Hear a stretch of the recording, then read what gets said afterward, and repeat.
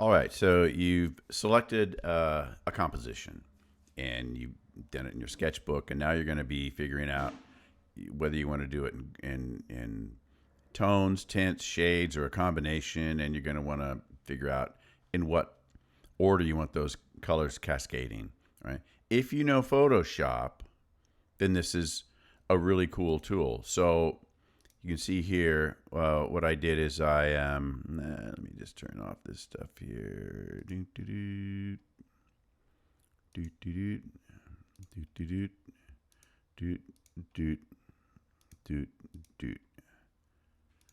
Okay. So you can see here I've got my sketch here going, and I actually went in and I did some designs, and you can see that the advantage in Photoshop is that you can do a number of these studies. However, I did notice one issue here. We're not going to be outlining. Not only are we not using representational imagery and fonts and texts and things like that, but we're not outlining, we're not doing gradations, we're not putting texture on it. It's smooth colors, just like our value scales, and I'll try to post a reminder on that in the classroom. So let me show you kind of an easy way. I figured out a way to get rid of the black lines. So, and if you want more templates as you make these designs, you can always just drag that down and make a copy, right? So now I've got two. I did that up here. So a color I selected, and here's the thing also on the color. You can, when you go to select colors, you can select color libraries, and that's kind of cool because it'll show you kind of things that might be around your color wheel, right? So I kind of like that one there. All right, magic wand. Make sure when you make these, I use the line tool. Again, this is only if you know Photoshop. I use the line tool. I created my shape. I forget how I measured the square. You have these guides and stuff you can use. But make sure that these lines connect, because if they don't, then you'll get color bleed. But you can see here I use my magic wand, and I can select in each one of these. So the first thing to do is make them all green. So that one's going to be green. There. It says here. Let me get on the right. Okay. Now, when you do that, you'll see the green is selected. Here's our templates. Everything's flat. Here's our green. You're going to cut it, and you're going to paste it. Let me turn these guys off.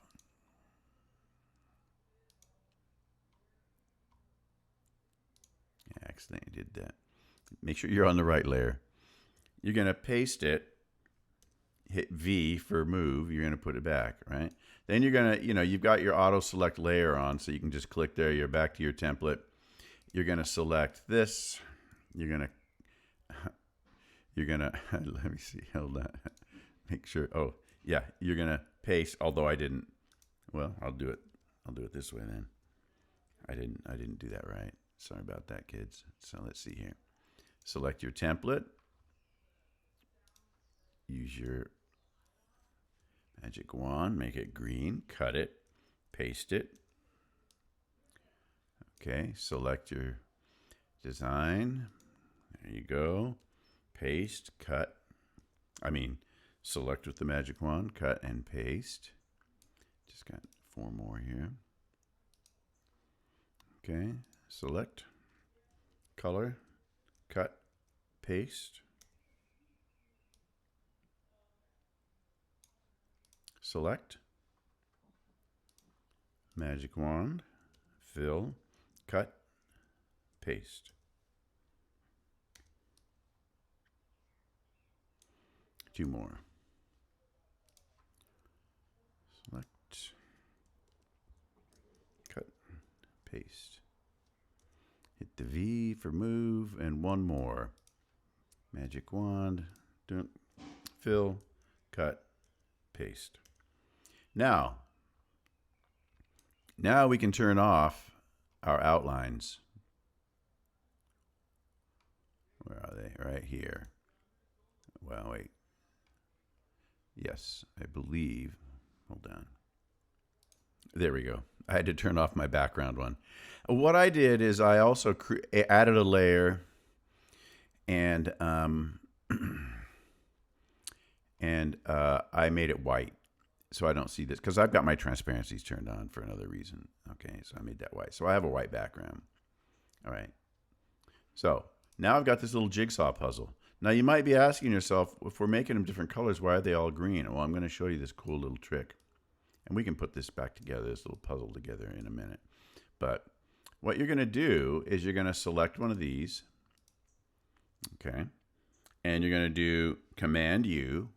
And that brings up hue saturation. And look at here. This is exactly what we've been doing.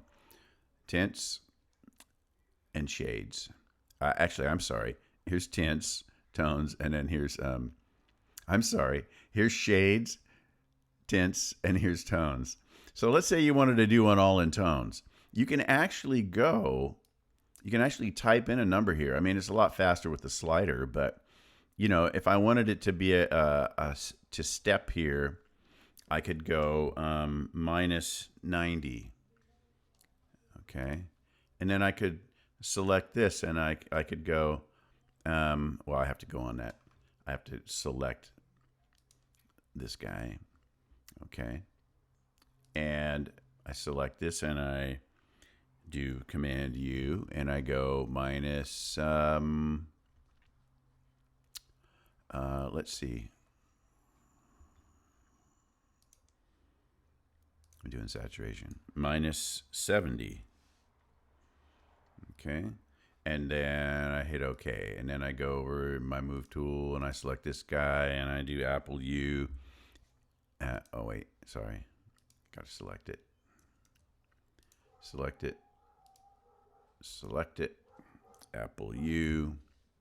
Saturation. Minus 55. Not that big of a difference, is there? A little bit. Deselect. Select this one. Select this guy. Apple U. Saturation. Minus 50. Actually, let's do that one so it's a little bit more. Minus 40.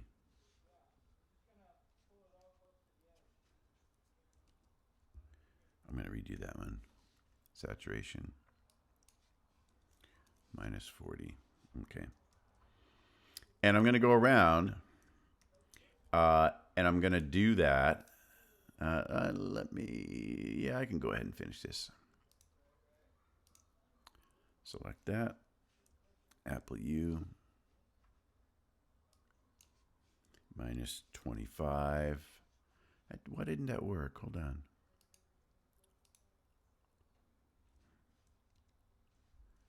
Apple U. Saturation.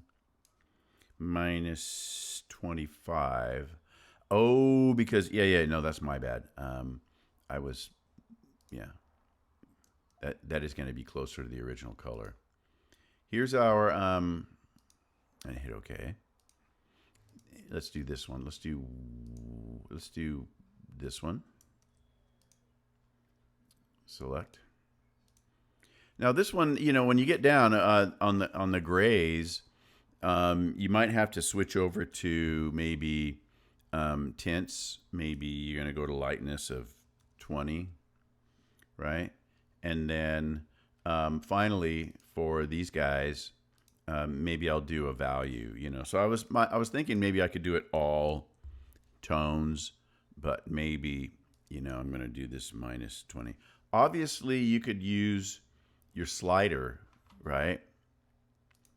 But I'm just showing you if you wanted to make a value scale, this is how we do value scales in Photoshop. We do minus 10, minus 20, minus 30, minus 40, minus 50, minus 60, and you get a perfect value scale. The only thing I don't like about this design is this is too gray. So maybe like that. So I look at that and I, you know, put it together, my little puzzle, right? That one's interesting. Okay, it doesn't have to be perfect for this. Okay, and then you look at it and you go, okay, maybe that's my design, right?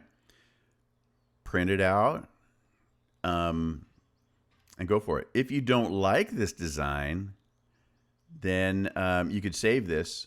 You can do an image duplicate, or you could duplicate these layers. What you want to do is you want to make another pass. So maybe you want to make one of these in blue. Maybe you want to make one of these dark.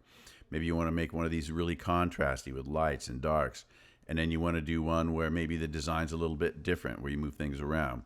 So the thing is, there's ways that you can automate this and make it go a lot faster, rather than you can just write over these layers. You can save this, or you could just keep saving this as 1, 2, 3, and 4. But anyway, that is how you would brainstorm on doing your design in Photoshop. And then you would print this out. What I'm going to do is I'm going to print one of these out. I'm going to take it over to my Bristol pad, and I'm going to look at this while I add the paint.